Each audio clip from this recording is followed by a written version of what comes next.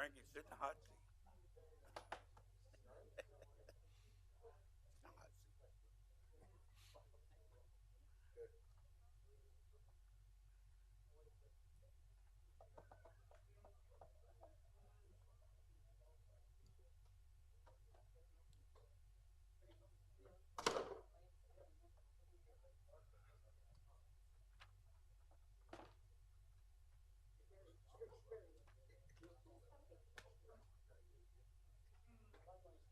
You gave you the agenda? You gave him the wrong thing, Arnie. Arnie gave him the wrong thing. I cannot. You meant to get you this. I'll share mine. What is it for? What is it for? It's something about something that's going on with the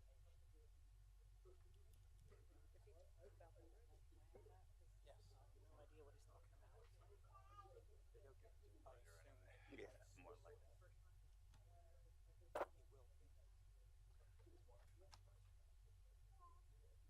He will be. Mayor has it right there. Right there. Oh, well. Are we gonna do promotions after completions? Mayor, the oath is on the counter for you. Okay, thank you.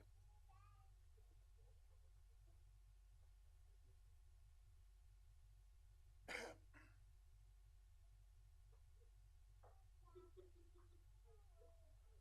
Green light. Come on.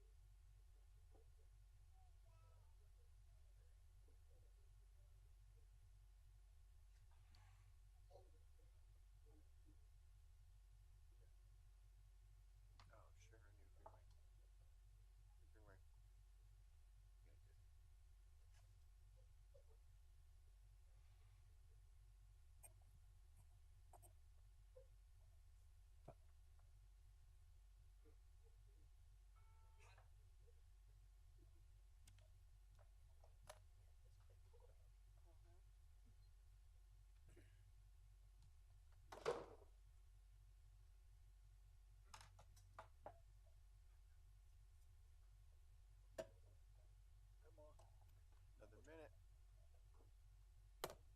Still 2 minutes.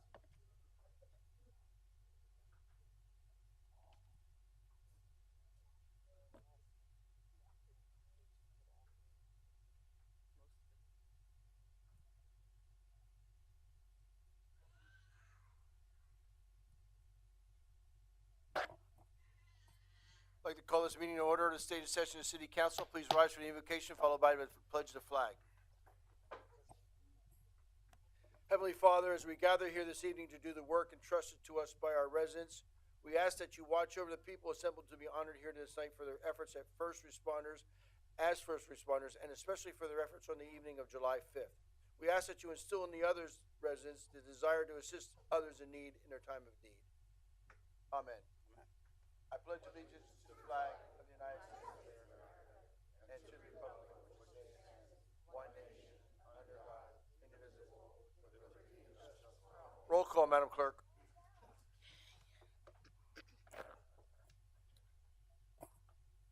Mr. Brown? Here. Mr. Ettinger? Here. Mr. Milan? Here. Mr. O'Connell? Here. Dr. Ruggles? Here. Mrs. Sultana? Here. Mayor Pianto? Here. At this time, we have approval of the agenda. Move. Second. Moved and seconded. Any discussion? Roll call. Are we gonna amend that to remove the alert hearing? Not the No, alert hearing, the liquor The license. liquor control, okay, we could take off, I'll make a motion to, remove number 9 from the, agenda. And, Second. Mayor, also just, then the resolution in the back, which would be letter G under new business as well. Right, because that's related to the liquor license. Okay. Okay, I'll add that, make that motion. Second. It's a second by Dr. Ruggles. Oh, okay. Before. Okay. Roll call. Mr. Brown? Aye. Mayor Pianto? Aye. Mrs. Sultana? Aye. Dr. Ruggles? Aye. Mr. O'Connell? Aye. Mr. Milan? Aye. And Mr. Ettinger? Aye. And then the vote for the approved agenda, for the amended agenda. It was moved by Kenny and seconded by Dave. So then we have Mr. Ettinger, Aye. Mr. Milan? Aye. Mr. O'Connell? Aye. Dr. Ruggles? Aye. Mrs. Sultana? Aye. Mayor Panto? Aye. Mr. Brown? Aye. At this time, we'll have actions on our minutes of our August the 9th meeting. Move the minutes. Second. Moved in second. Any additions, deletions, or corrections? Roll call. Mr. Milan? Aye. Mr. O'Connell? Aye. Dr. Ruggles? Aye. Mrs. Sultana? Aye. Mayor Panto? Aye. Mr. Brown? Aye. Mr. Eddinger? Aye. At this time in our meeting, we have the bittersweet approval to thank all the people, the first responders in the room. In addition to all of our firefighters, we have police officers who are here. We have emergency medical service people, and we may have their fire department.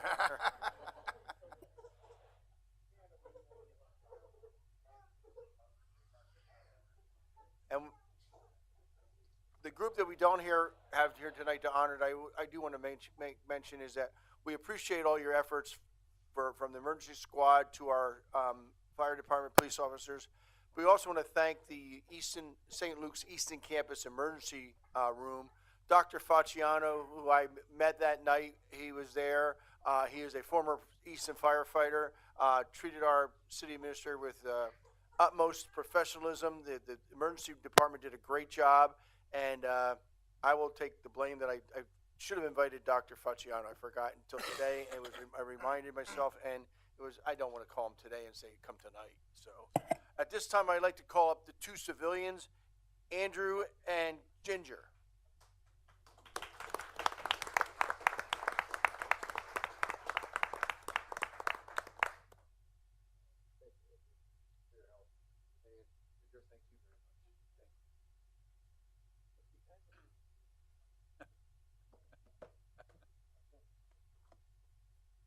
I doubt if anybody in the room doesn't know, but our new employee just stood up. He's Louis Campos, our city administrator. We really appreciate your efforts because without the people I'm introducing, including the two civilians, he may not be here today, and we want to thank him.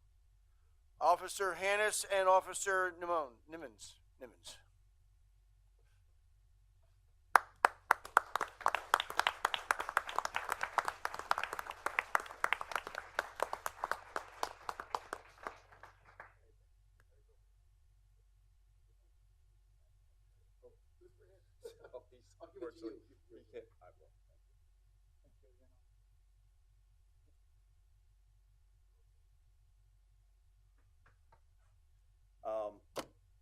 Brian Hernkane, Captain, Easton Police Department, 48 North 4th Street. We just want to recognize, the Easton Police Department wants to recognize Officer Hannes and Officer Nimmons for their work. I have just a brief citation that they've been awarded. On July 5th, 2023, Officer Colin Hannes and Officer Taekwon Nimmons responded to a medical emergency in the area of 825 Broadhead Street. Both officers responded to emergency response and were first on scene. Upon their arrival, they observed the male laying on the sidewalk unconscious and not breathing.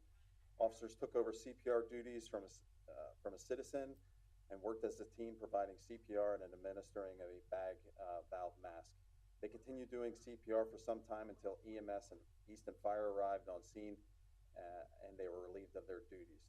The male was then transported to the hospital in critical condition, but due to the CPR and medical treatment being rendered on scene, his heart had restarted. Officer Colin Hannes and Officer Taekwon Nimmons exemplify the professionalism of the Easton Police Department and the entire police profession. For their outstanding efforts, Officer Colin Hannes and Officer Taekwon Nimmons are awarded a unit citation by the Easton Police Department. Thank you, Captain.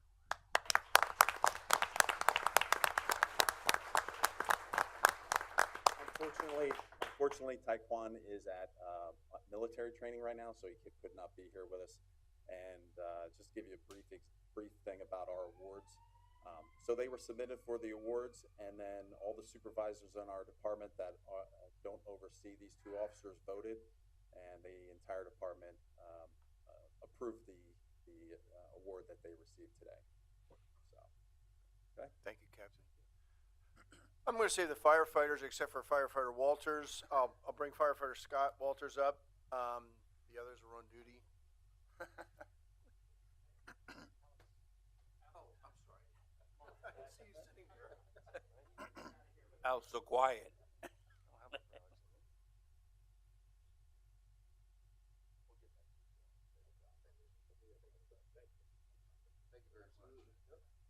see why you have a busted rib.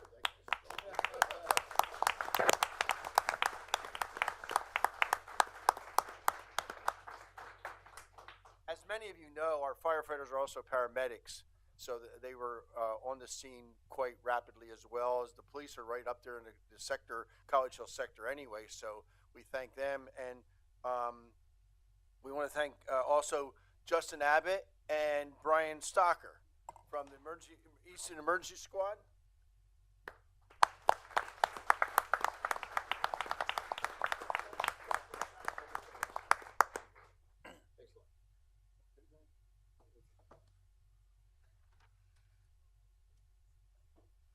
I don't know who made the decision for the emergency squad to take them to St. Luke's Easton, but if you haven't been to St. Luke's Easton campus yet, it's a totally different facility, and Dr. Facciano was there. Lewis probably would have made it to Anderson campus, so we're really proud that you made that decision, whether it was a dispatcher or you decided yourselves because of his condition. But Lewis would like to say a few words now.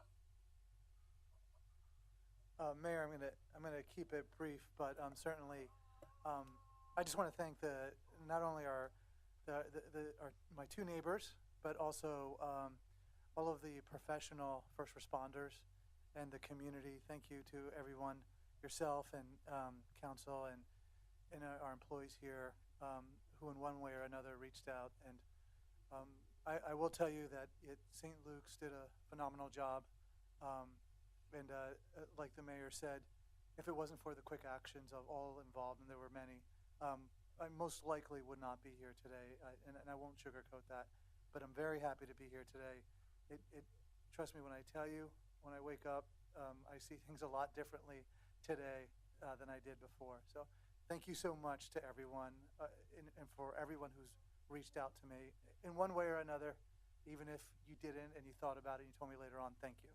It doesn't matter. The last thing I want to say, which is important, is that for individuals, if you are not feeling well, don't ever be afraid to tell someone that you're not feeling well. You know, check yourself into the hospital, emergency room, or call 911. Many times you do hear stories where, you know, perhaps you thought it was just a cold or a pain that's normal, and sometimes you just may have to get that looked at a little bit closer. Again, thank you for the opportunity to acknowledge all those individuals involved. Thank you. Great to have you back, buddy, even though it's 2 days a week. The last commendation we're going to give has nothing to do with Lewis or first responders, but has to do with longevity. And he's here tonight, and I wanted, although we don't have the certificate printed for him tonight, I wanted to bring up David Rose. Now, you probably know him as the hot dog man in the circle, but David has been there for 30 years. And I think that's worthy of a commendation, so we'll make sure he gets a commendation from the council. Come on up, David.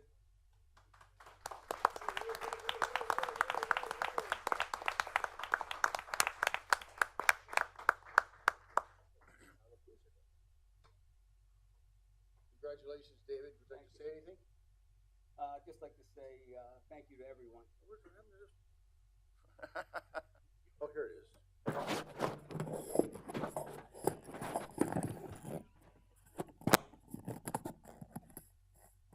Obviously working.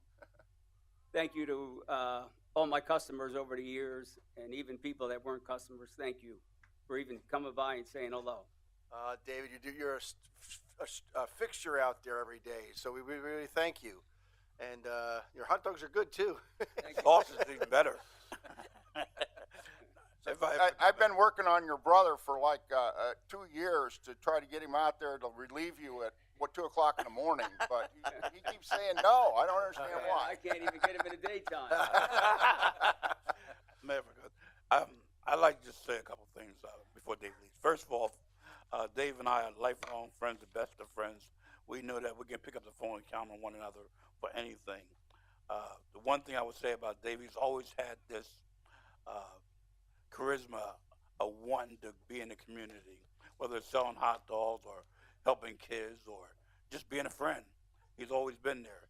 And I'm so proud to call him a friend, because in life you only have 2 or 3. and we all know who our friends are. And Dave, I count you one of them. Thank you. Yeah. Dave's a good man. You also. Thank you, David. Hey, thank you. Those people coming out of Crayola really appreciate your being there. Okay, we're going to move on to, we don't have the public hearing for the liquor license. Promotions. Chief will bring up the promotions. Chief Carl Scalzo, City of Easton Police Department, 48th North 4th. Good evening, everyone, and everybody in the audience today. We have two promotions this evening, one for promotion to sergeant and one as a promotion to lieutenant. And as I always do before we begin with the promotional process, I just want to thank you, Mr. Mayor, City Administration, who's now disappeared, and all of council who has supported us along the journey and for supporting us. All of that support is instrumental into making us the successful department that we are. So I'd be remiss if I didn't take a moment just to thank you all for that support. So tonight we're going to be swearing in our newest sergeant and lieutenant as they begin the next chapter in their law enforcement career. So if I could have Aaron Kinnell, please. Behind you. Yeah, wherever you want, good. Aaron Kinnell is being promoted to sergeant, where he will serve as the officer in charge of the B platoon. It's a day shift platoon within the patrol division. He began his law enforcement career in 2013 when he graduated from the Allentown Police Academy, which he put himself through, and then he worked as a patrol officer in several departments, including Slatington Borough and Stroud Regional Police Departments. Sergeant Kinnell began his employment with the City of Easton Police Department in 2015 and has been a dedicated officer during his time with the department. In 2017, Sergeant Kinnell was assigned as a field training officer, where he was responsible for training new officers on how to perform the duties of an Easton police officer, utilizing best practice methods and standards. Sergeant Kinnell has been recognized throughout his career with numerous awards and citations. He has dedicated 10 years to the law enforcement profession, with 8 of those years to the City of Easton Police Department. Today, I recommend that Aaron Kinnell be promoted to sergeant to oversee the department's B platoon within the patrol division.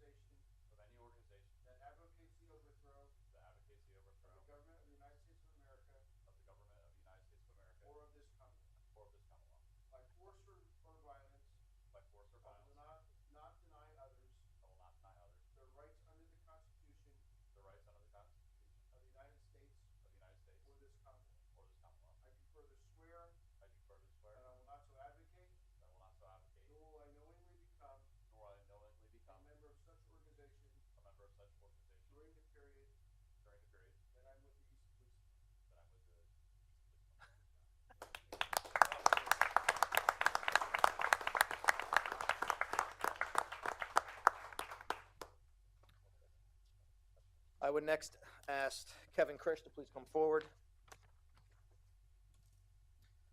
Kevin Krish is being promoted to lieutenant, where he will assume the duties as Lieutenant of Professional Standards. The Office of Professional Standards has been an instrumental part of the overall success of our department. The position is responsible for the policies of the department and the adherence to those rules and regulations. This position is also responsible for maintaining and administering the department's accreditation process, which, as you are well aware, has been a crucial part of the department's success.